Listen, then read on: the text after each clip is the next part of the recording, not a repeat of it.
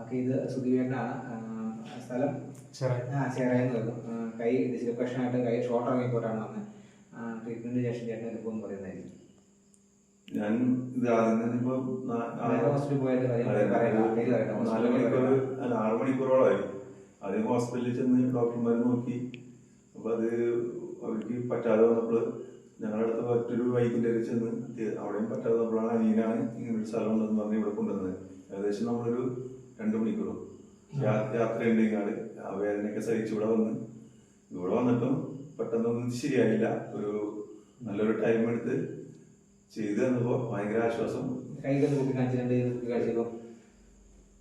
കൈവക്കാൻ കുഴപ്പമില്ല. അതിനുശേഷം എനിക്ക് നടുവിലുണ്ടായ ചെറിയ വിഷയങ്ങളുണ്ടായിരുന്നു, അതിൻ്റെ ഒന്ന് ക്ലിയർ ചെയ്ത് തന്നിട്ടുണ്ട്. വളരെ സന്തോഷം.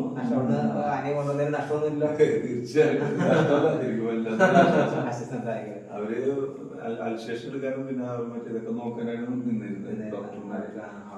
അപ്പോ എനിക്ക് അതിനോട് ഒരു താല്പര്യമില്ലാത്തതിന്റെ പേരില് അടുത്തുള്ള വൈദ്യുതി ചെന്ന് അവർക്കും പറ്റാതെ വന്നപ്പോഴാണ് അനിയനെ വിളിച്ചതും ഇങ്ങനൊരു സ്ഥലം പറഞ്ഞതും ഇതൊക്കെ ദൈവത്തിന്റെ